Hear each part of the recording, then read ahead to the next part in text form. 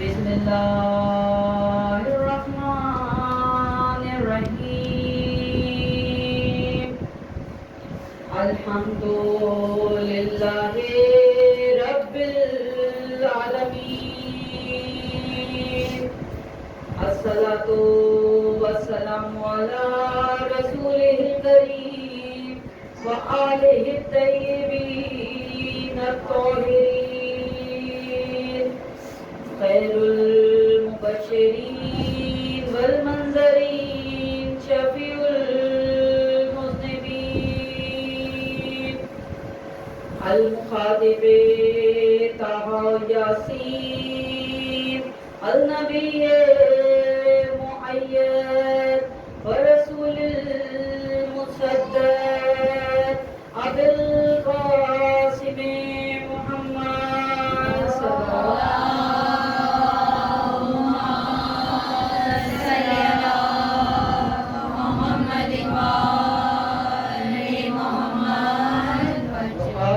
الطيبين الطاهرين المعصومين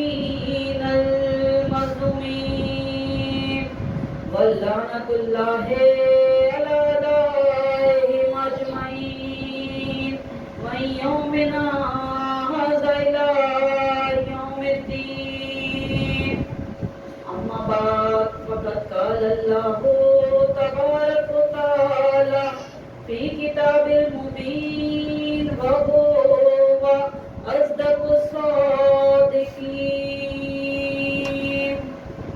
إنما يريد الله ليذهب عنكم الرجس أهل البيت ويطهركم تطهيرا صلى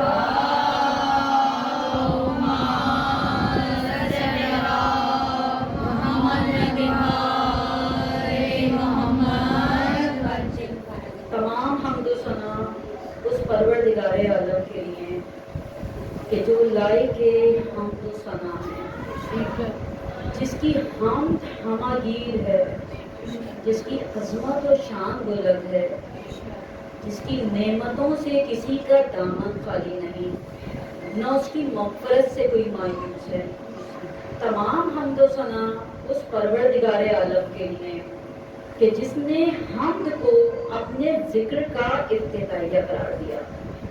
بے شک بابرکت ہے وہ پروردگار کہ جس کی ذات تک ہمتوں کی بلندیاں پہنچ نہیں سکتی اور عقل و فہم کی ذہانتیں اسے پا نہیں سکتی۔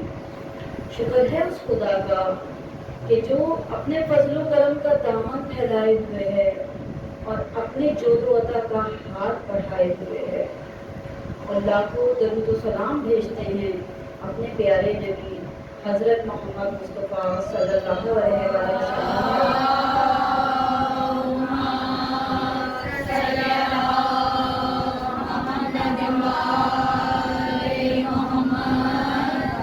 کہ جو نبی رحمت ہیں اور آپ کی آل پر، کہ جو امت کے لیے سامان شفاعت اور دین کے لیے روشن مینار ہیں۔ بے شک یہ محمد اور آل محمد ہی وہ ہستیاں ہیں کہ جنہیں پیدا کرتے ہی خود پیدا کرنے والا درود میں مصروف ہو گیا۔ درود بھیجو محمد۔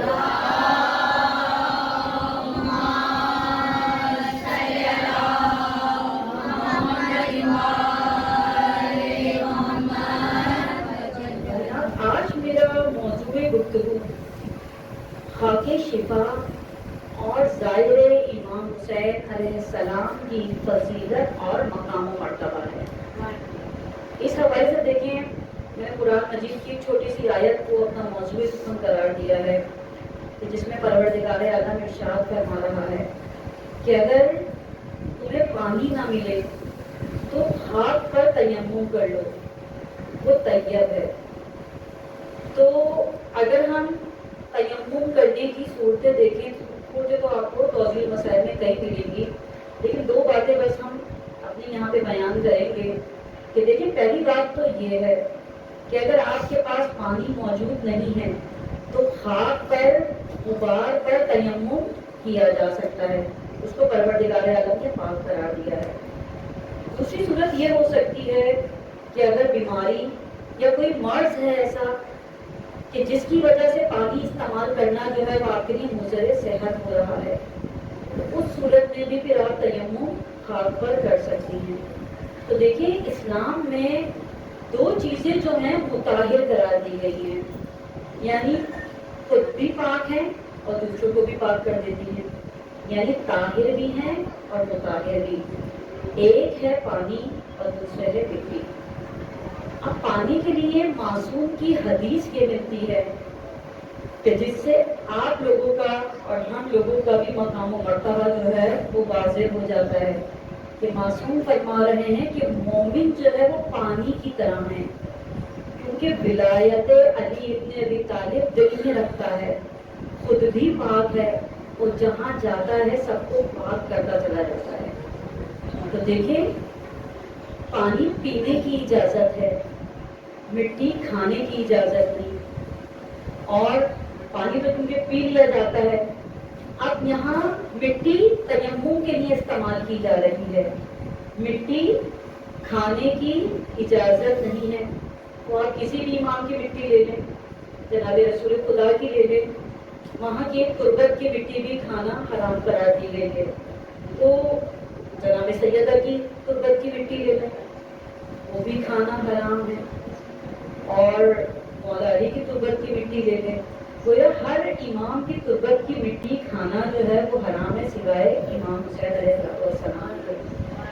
تو اب مٹی پر تیمم کیا جا سکتا ہے کیونکہ مٹی میں تراب میں تجلی ہے ابو تراب کی۔ تو علی کی تجلی نے اثر یہ کیا کہ ناپاک کو پاک کرنے لگی، اور حقیقت بھی یہی ہے کہ علی جو ہیں وہ ناپاک کو پاک کرتے ہیں، حرام کو حلال کرتے ہیں۔ کہ تاریخ کہتی ہے کہ نادر شاہ درانی نجف اشرف آیا تو اس نے کہا کہ میں نے یہ سنا ہے کہ شراب جو ہے وہ نجف اشرف نہیں لائی جا سکتی، اور اگر آ بھی جاتی ہے تو وہ سرکے میں تبدیل ہو جاتی ہے۔ میں یہ اپنی آنکھوں سے دیکھنا چاہتا ہوں، کیونکہ ظاہر حکمران کا چھپا کے شراب کو لے کر آئے نجف اشرف۔ آپ جب سارے ڈبوں کو کھول کر شراب نکالی تو شراب سرکہ بن چکی تھی۔ بس نادر شاہ درانی بے ساختہ کہہ اٹھا، شراب بنتی ہے سرکہ علی کے روضے پر، شراب بنتی ہے سرکہ علی کے روضے پر۔ یہ دیکھ میرے علی کیا کمال کرتے ہیں، علی کے در پہ تو آجا ہے اب بھی وقت نجات، علی حرام کو اب بھی حلال کرتے ہیں۔ درود بھیجیں محمد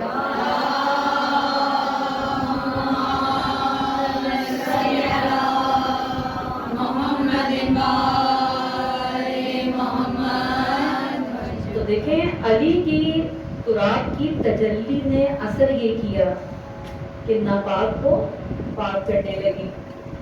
اب کتابوں میں ملتا ہے کہ جو بیٹے ہیں، بیٹوں کی 3 قسمیں بیان کی جاتی ہیں، 3 اقسام ہیں۔ ایک بیٹا جو ہے اس کو پوت کہا گیا ہے، اور پوت بیٹا کون ہے کہ جو باپ جیسا ہے، جو باپ جیسا ہے اسے کہا جاتا ہے پوت۔ دوسری قسم ہے کپوت۔ کپوت کسے کہا جاتا ہے؟ وہ بیٹا جو باپ کا نام ڈبو دے، اس بیٹے کو کہتے ہیں کپوت۔ اور تیسری قسم ہے سپوت۔ سپوت وہ بیٹا ہے جو کمالات میں باپ سے بڑھ جائے، اس کو کتابوں میں سپوت کہا گیا ہے۔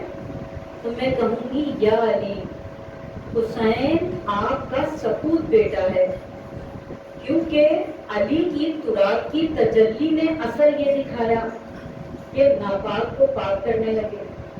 میں کہوں گی یا علی، آپ کی ولایت پر میرا سلام، لیکن آپ کی تراب کی مٹی وہ ہے کہ جو ناپاک کو پاک کر رہی ہے۔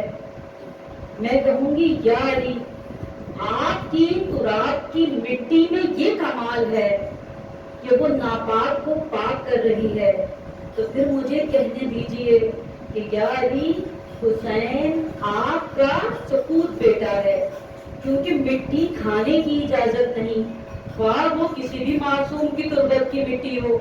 یا علی، آپ کی مٹی بھی تربت تربت کی مٹی کھانا بھی حرام ہے، لیکن کیا کہنے حسین ابن علی کے، جن کی تربت کی مٹی جو ہے وہ مٹی نہیں بلکہ خاک شفا ہے۔ درود بھیجیں محمد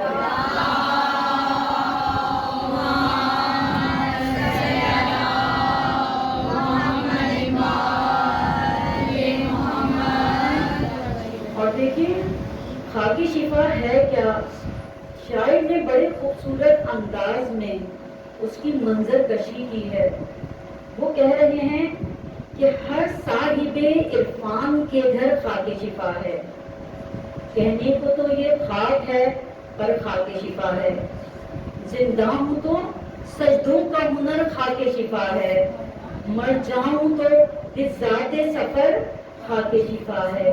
یہ خلق ہوئی عالم افلاک سے پہلے، جب سارا جہاں خاک تھا اس خاک سے پہلے، یہ خلق ہوئی عالم افلاک سے پہلے، جب سارا جہاں خاک تھا اس خاک سے پہلے، ہر خاک کی قسمت ہے کہ وہ زیر قدم ہے، واحد اسی مٹی کا یہی بھرم ہے، ہر خاک کی قسمت ہے کہ وہ زیر قدم ہے، بس واحد اسی خاک شفا کا یہ برم ہے۔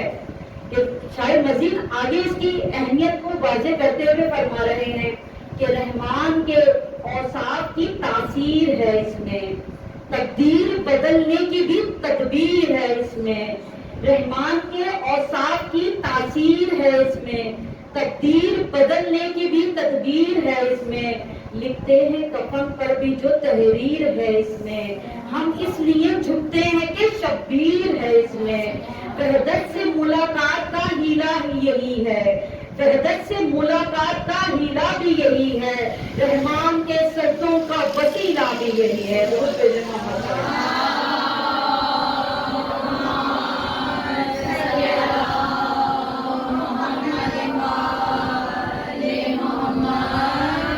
دیکھیے فرمان صادق یہ ہے کہ پروردگار عالم نے امام حسین کو ان کی شہادت کے عوض 4 چیزیں عطا فرمائی ہیں جو کسی کو عطا نہیں فرمائی۔ پہلی کیا ہے کہ معصوم فرما رہے ہیں کہ امام حسین کی جو تربت ہے اس کی خاک میں شفا رکھی گئی ہے۔ دوسری یہ کہ امام حسین کی روضے پر جو بھی دعا مانگی جائے پروردگار عالم اس کو باعث مستجاب فرماتا ہے۔ پروردگار عالم امام حسین کے حرم میں ان کے روضے میں مانگی ہوئی دعا کو رد نہیں کرتا۔ اور پھر معصوم آگے یہ فرماتے ہیں کہ جو بھی زائر کربلا جاتے ہیں وہ جتنے دن وہاں گزارتے ہیں ان کے وہ تمام دن جو ہیں وہ ان کی زندگی میں شمار نہیں کیے جائیں گے۔ اور پھر چوتھا یہ کہ پروردگار عالم نے امام حسین کی نسل میں امامت کو رکھا ہے۔ تو دیکھیں کہ 4 وہ چیزیں ہیں جو پروردگار عالم نے کسی اور کو عطا نہیں فرمائی، صرف امام حسین کو عطا فرمائی ہیں۔ تو دیکھیں یہ جو کرب و بلا ہے یہ مرکب ہے 2 لفظوں کا، کرب و بلا۔ اور کرب و بلا مصیبتوں کی زمین تھی، بلاؤں کی زمین تھی، رنج و الم کی زمین تھی۔ اور تاریخ میں ملتا بھی ہے کہ جب امام حسین اس سرزمین پر آئے تھے تو اس سرزمین کی مٹی نے امام حسین سے مخاطب ہو کر کہا تھا کہ حسین مجھ پر اپنے خیام نہ لگا کہ میں کرب بھی ہوں اور بلا بھی، میں کرب بھی ہوں اور رنج و الم بھی، میں کرب بھی ہوں اور مصیبت بھی، مجھ سے انبیاء ڈرتے تھے، اے حسین مجھ پر اپنے خیام نہ لگا۔ تو امام حسین نے کربلا کی مٹی کو ہاتھ میں لے کر کہا تھا خبردار مجھ سے گستاخی کے انداز میں بات نہ کرنا، وہ نبی تھے میں حسین ہوں، وہ نبی تھے میں حسین ہوں، وہ آئے تھے گزرنے کے لیے، میں آیا ہوں سنورنے کے لیے، اگر تجھے مولا نہ بنا دوں تو پھر مجھے حسین نہ کہنا۔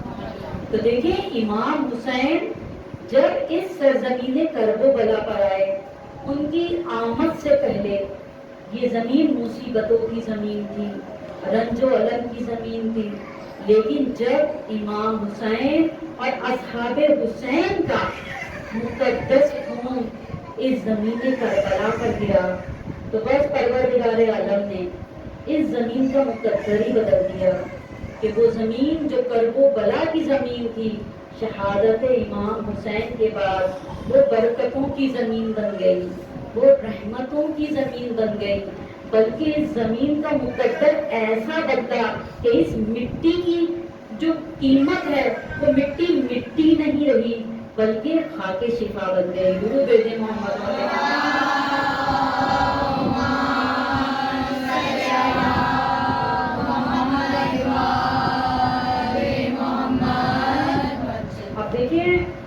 مومنات کی، مومنین کی ایک علامت بتائی گئی ہے کہ مومنوں میں ایک علامت یہ بھی ہونی چاہیے کہ وہ اپنے ساتھ ہمیشہ خاک شفا رکھیں۔ کیوں؟ اس لیے کہ یہ سنت حضرت امام زین العابدین علیہ السلام ہے۔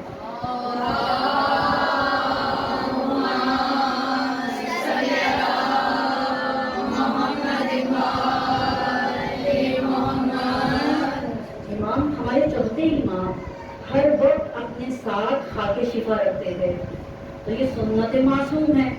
تو مومنین کی بھی ایک علامت بیان کی گئی ہے کہ بہت ساری علامتیں، ان میں سے ایک علامت یہ ہے کہ ان کے پاس خاک شفا ہونی چاہیے، کیونکہ جب خاک شفا ہوگی تو وہ تمام پریشانیوں کے لیے مؤثر قرار دی گئی ہے۔ اور بتایا بھی یہ جاتا ہے کہ جس گھر میں خاک شفا ہوگی اس گھر میں پروردگار عالم رحمتوں اور برکتوں کا نزول کرنا شروع کر دیتا ہے۔ اور اگر سفر میں آپ خاک شفا لے کر چل رہے ہیں تو پھر حادثات سے محفوظ رہیں گے۔ اور اگر کوئی بیمار ہے تو بیمار کو اگر خاک شفا کا ایک ذرہ کھلا دیا جائے تو کہا جاتا ہے اس کی بیماری شفا میں تبدیل ہو جاتی ہے، بیماری ختم ہو جاتی ہے۔ تو دیکھیے یہ خاک شفا ہے کیا، یہ خاک کربلا ہے کیا؟ خاک کربلا خود کہہ رہی ہے میں خاک کربلا ہوں، شفا بانٹتی ہوں میں خاک کربلا ہوں، شفا بانٹتی ہوں میں، ہر لا علاج مرض کو دوا بانٹتی ہوں میں۔ سوچو ذرا سی دیر کدھر جائے کائنات، اگر میں شفا نہ بانٹوں تو مر جائے کائنات۔ درود بھیجیں محمد۔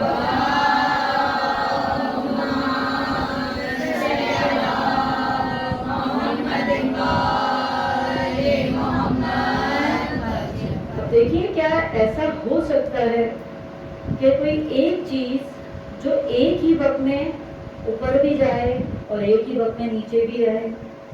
ایسا ہو سکتا ہے؟ ایسا ویسے سوچا جائے تو نہیں ہو سکتا کہ ایک ہی چیز ایک وقت میں اوپر بھی جا رہی ہے اور ایک وقت میں نیچے بھی آ رہی ہے، لیکن تمام ناممکنات در اہل بیت پر آ کر ممکن بن جاتے ہیں۔ دیکھیں اب یہ دو فرشتے ہمارے کاندھے پہ بیٹھے ہوئے ہیں، آپ اس کو ایسے ہی سمجھ لیجئے کہ ایسا ہو سکتا ہے کہ ایک ہی وقت میں میرے یہ دونوں فرشتے جو کاندھوں پر بٹھائے گئے ہیں یہ دونوں مصروف ہو جائیں؟ یعنی ہوتا تو یہی ہے کہ ایک وقت میں اگر میں نیکی کر رہی ہوں گی تو میرا یہ فرشتہ جو ہے میرے نیک اعمال کو لکھ رہا ہوگا، یہ اس وقت ساکن ہوگا، اور اگر میں کوئی گناہ کر رہی ہوں تو اس وقت یہ فرشتہ خاموش ہوگا اور یہ والا جو ہے میرے گناہ کو لکھ رہا ہوگا۔ لیکن کیا ایسا ممکن ہے کہ میں کوئی ایسا کام سر انجام دوں کہ میری دونوں فرشتے مصروف ہو جائیں؟ تو دیکھیں کتابوں میں ملتا ہے کہ اگر دشمن جناب فاطمہ زہرا پر لعنت دے دی جائے تو یہ وہ عمل ہے کہ اس عمل کے سر انجام دینے پر میرے یہ دونوں فرشتے مصروف ہو جائیں گے۔ دشمنان اہل بیت پہ لعنت بے شمار، دشمنان اہل بیت پہ لعنت بے شمار، نبی کے قاتلوں پہ لعنت بے شمار، محمد و آل محمد صلوات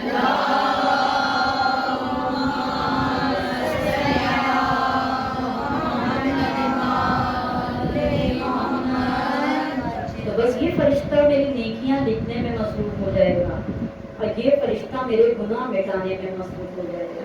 بالکل اسی طرح ہم تربت امام حسین کو سمجھ رہے ہیں، خاک شفا کو سمجھ رہے ہیں کہ ایسا ممکن ہے کہ ایک چیز ایک ہی وقت میں اوپر بھی جائے اور ایک ہی وقت میں نیچے بھی آئے، تو دیکھیں یہ ممکن ہے۔ ہمارے پانچویں امام فرماتے ہیں کہ جو سجدہ خاک شفا پر کیا جاتا ہے وہ ساتوں زمینوں کو منور کر دیتا ہے۔ تو دیکھیں جو سجدہ صرف میں زمین پر کروں گی وہ سجدہ صرف زمین تک رہے گا، لیکن یہ شرف صرف خاک شفا کو حاصل ہے کہ ہمارے پانچویں امام فرماتے ہوئے نظر آ رہے ہیں کہ اگر خاک شفا پر سجدہ کیا جائے تو وہ ساتوں زمینوں کو منور کر دیتا ہے۔ اور ہمارے چھٹے امام فرما رہے ہیں کہ جو سجدہ خاک شفا پر کیا جاتا ہے وہ ساتوں آسمانوں کو چیرتا ہوا عرش تک چلا جاتا ہے۔ تو دیکھیں یہ شرف صرف خاک شفا کو حاصل ہے کہ اس پر کیا جانے والا سجدہ زمین کو بھی منور کرتا ہے اور ہمارا سجدہ جو ہے وہ عرش تک چلا جاتا ہے۔ تو بس تاریخ میں ملتا ہے کہ ایک زائر تھا، وہ کربلا کی زیارت کے لیے نکلا، تو راستے میں اس کی ملاقات ایک نابینا شخص سے ہوئی۔ نابینا شخص نے کہا کہاں کا ارادہ ہے؟ کہا امام حسین کی زیارت کرنے جا رہا ہوں۔ کہا اچھا، جب واپس آؤ تو میرے لیے خاک شفا لے کر آنا۔ وہ شخص جو ہے زیارت امام حسین کے لیے روانہ ہو گیا، وہاں زیارتوں میں اس قدر مصروف ہوا کہ خاک شفا لینا بھول گیا۔ اب جب راستے میں پہنچا تو اس کو یاد آیا کہ ایک نابینا نے خاک شفا منگوائی تھی، میں تو لانا بھول گیا، اب وہ راستے میں ملے گا تو اس کو کیا جواب دوں گا۔ بس اسی پریشانی میں اس کا دماغ لگا ہوا تھا، تو بس ایک دم سے اس کے دماغ میں آیا کہ وہ تو نابینا ہے، اگر خاک شفا مانگے گا تو وہیں سے مٹی اٹھا کر اس کو دے دوں گا کہ یہی خاک شفا ہے۔ یہ اس نے اپنے دل میں سوچ لیا۔ اب چلا، جب اس راستے پہ پہنچا تو اس نابینا شخص سے ملاقات ہوئی۔ وہ کہنے لگا کہ کیسی رہی آپ کی زیارتیں؟ کہاں زیارتیں بہت اچھی ہوئی۔ تو کہا میں نے خاک شفا منگوائی تھی، کیا خاک شفا لے کر آئے؟ اس نے تو دل میں سوچا بھائی تھا، وہیں سے مٹی اٹھائی، کہا یہی خاک شفا ہے۔ اور یہ دیکھ کر وہ تو ظاہر تو آگے چلا گیا۔ وہ نابینا شخص اس مٹی کو خاک شفا سمجھ کر اپنے گھر آیا۔ کہا ہے حسین، آپ کی عظمتوں پر میں سلام پیش کرتا ہوں۔ مولا، آپ کو ہر سال پرسہ دیتا ہوں، لیکن اس پرسے کا حق میں ادا نہیں کر سکا۔ مولا، آپ کی محبت میں یہ خاک شفا میں اپنی آنکھوں پہ لگا رہا ہوں، مولا میری آنکھوں کو بینا کر دیجیے۔ بس یہ کہہ کر اس نے خاک شفا اپنی آنکھوں پہ لگائی۔ تاریخ کہتی ہے کہ اس کی بینائی واپس آ گئی۔ اور جب راستے میں چلتا ہوا نظر آیا تو زائر نے پوچھا کہ تم تو نابینا تھے، کہ تمہاری بینائی کیسے واپس آ گئی؟ کہا تم نے ہی تو خاک شفا لا کر دی تھی، اسی کا اثر ہے کہ مولا حسین نے میری نابینا آنکھوں کو بینا کر دیا۔ درود بھیجیں محمد صلی اللہ علیہ وسلم۔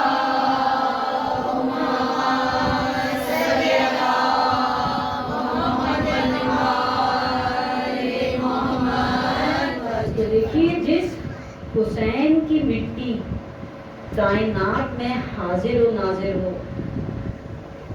وہ حسین کیا ہوگا اور وہ علی کیا ہوگا جس کا کہ سپوت بیٹا حسین ہے۔ کہ حسین کو سمجھنا ہر ایک کے بس کی بات نہیں ہے۔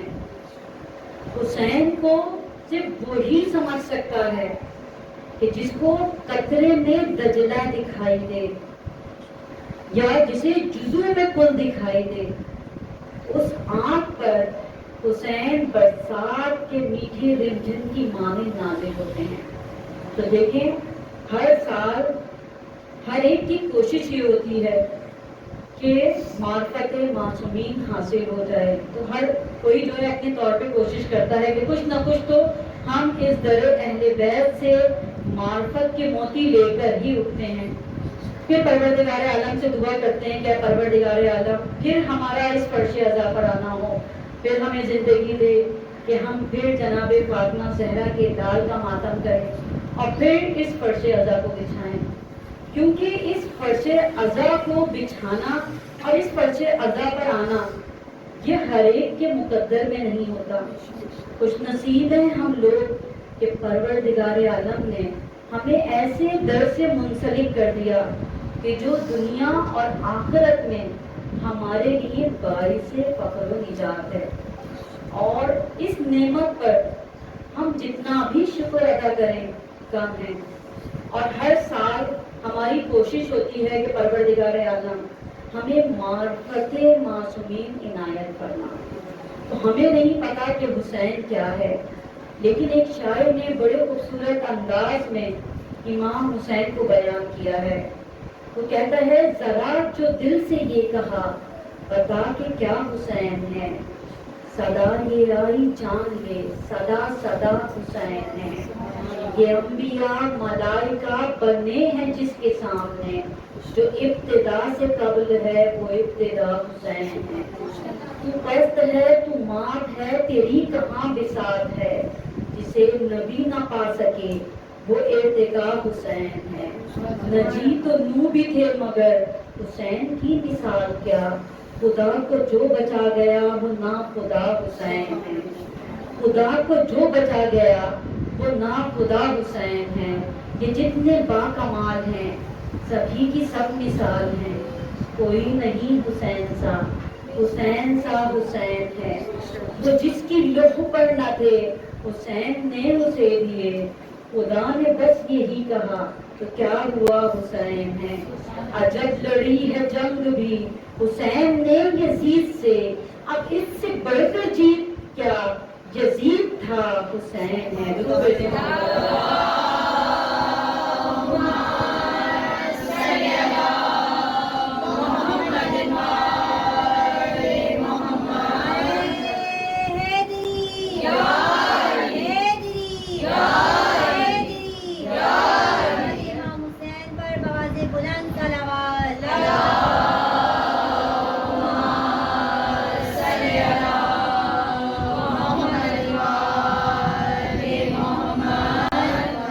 تو دیکھیں ہماری ہر عبادت اس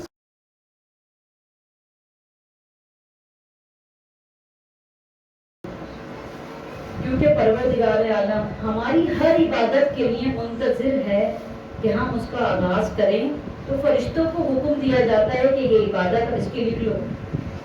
نماز کے لیے ہم فجر میں اٹھے، لیکن ہمارا یہ اٹھنا لکھا نہیں فرشتوں نے۔ پروردگار عالم نے کہہ دیا ابھی نہ لکھنا، کیا پتا کہ ابھی پلٹ جائے۔ جب تک نماز شروع نہ کر دے جب تک اس کی نماز نہ لکھنا۔ بالکل اسی طرح روزے کے لیے اٹھے، سحری کر لی، پروردگار عالم نے کہہ دیا اس نے ابھی روزہ رکھا نہیں ہے، سحری کی ہے، کیا پتا کہ اس کے دل میں کیا وسوسہ آ جائے اور یہ روزہ رکھے نا۔ تو اس کا روزہ اس وقت لکھنا کہ جب یہ روزہ رکھ لے۔ بالکل اسی طرح زکوٰۃ کے لیے پیسے نکالے، پروردگار عالم نے کہا ابھی اس کا لکھنا نہیں کہ اس نے زکوٰۃ دے دی۔ فرشتوں نے کہا کیوں؟ کہا کیا پتا اس کے دل میں لالچ آ جائے اور پھر یہ کسی غریب کو دے ہی نہ۔ تو دیکھیں ہر عبادت اس وقت لکھی جاتی ہے جب اس کا آغاز ہوتا ہے، جب اس کی شروعات ہوتی ہے۔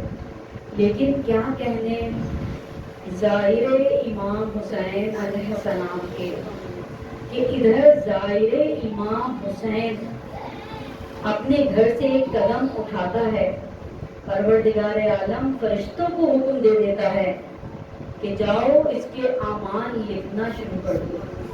فرشتے کہتے ہیں پروردگار عالم ابھی تو یہ کربلا پہنچا نہیں، ابھی کیسے لکھنے لگے؟ کہا کیا ہو گیا؟ اگر کربلا نہیں پہنچا، اس نے نیت تو کر لی، یہ گھر سے تو نکل گیا۔ فرشتوں نے کہا ہے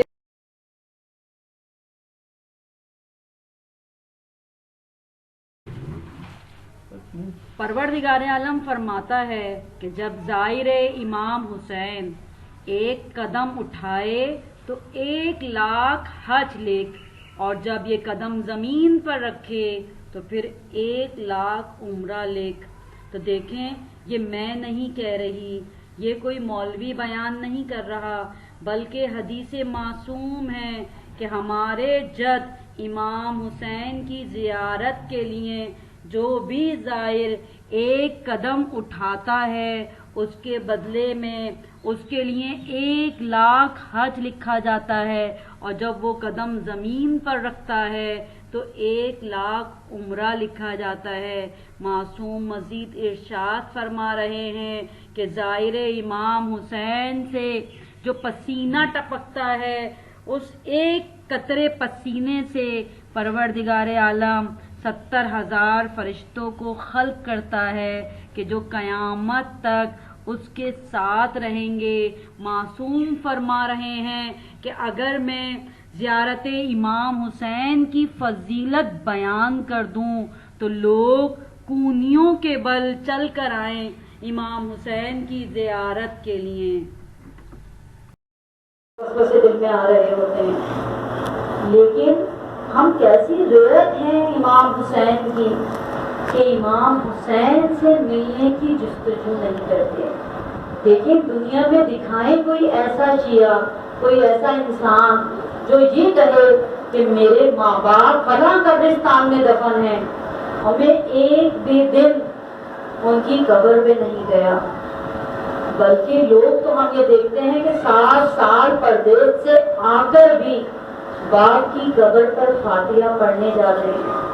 لیکن ہم لوگ کیسے چاہنے والے ہیں کہ ہمارے دل میں اتنی راتیں گزر گئی ہماری زندگی کی، لیکن ہمارے دل میں ذرا بھی یہ جستجو نہیں ہوئی کہ ہم اپنے امام سے ملنے کی جستجو کرتے، ہم اپنے امام سے ملنے کی خواہش کرتے۔ بلکہ معصوم تو یہ فرما نمک سے روٹی کھا لو مگر میرے جد امام حسین کی زیارت کے لیے ضرور آؤ۔ عزاداران امام حسین کا چہلم گزر گیا اور ہم رنجیدہ ہیں کہ ہم جناب سیدہ کو ان کے لال کا اس طرح پرسہ نہ دے سکے کہ جیسا کہ پرسہ دینے کا حق تھا۔ ہم جناب سیدہ کو 72 کا پرسہ نہ دے سکے۔ عزاداران امام، بعد شہادت امام حسین مختار نے قاتلان امام حسین سے بدلے لینے شروع کیے، اور جب حرملہ کو گرفتار کر کے مختار کے دربار میں لایا گیا تو مختار نے پوچھا کہ حرملہ بتا تو نے کیا مظالم ڈھائے؟ تو حرملہ کہتا ہے مختار میرے پاس 6 تیر تھے۔ پہلا تیر میں نے اس وقت چلایا کہ جب عباس مشک سکینہ بھر کر لے جا رہے تھے، میرا یہ تیر مشک سکینہ پر لگا اور مشک سکینہ سے پانی بہہ گیا۔ دوسرا تیر میں نے عباس کی آنکھ پر مارا۔ مختار کہتے ہیں حرملہ پھر تو نے کیا دیکھا؟ عباس نے تیر کو روکا کیوں نہیں؟ حرملہ کہتا ہے مختار عباس کے ہاتھ نہیں تھے۔ پھر میں نے دیکھا کہ عباس نے سر کو جھٹکا لیکن تیر نہ نکل سکا۔ پھر عباس نے سر جھکا دیا اور اپنے گھٹنوں کے ذریعے تیر کو کھینچا۔ پھر حرملہ کہتا ہے میں نے تیسرا تیر اس وقت چلایا کہ جب حسین 6 ماہ کے علی اصغر کو پانی پلانے کے لیے میدان جنگ میں لے کر آئے، اور یہ میں نے ایسا تیر مارا جو علی اصغر کے ایک کان سے لے کر دوسرے کان تک نکل گیا اور علی اصغر کا گلا چھید گیا۔ عزاداران امام، یہ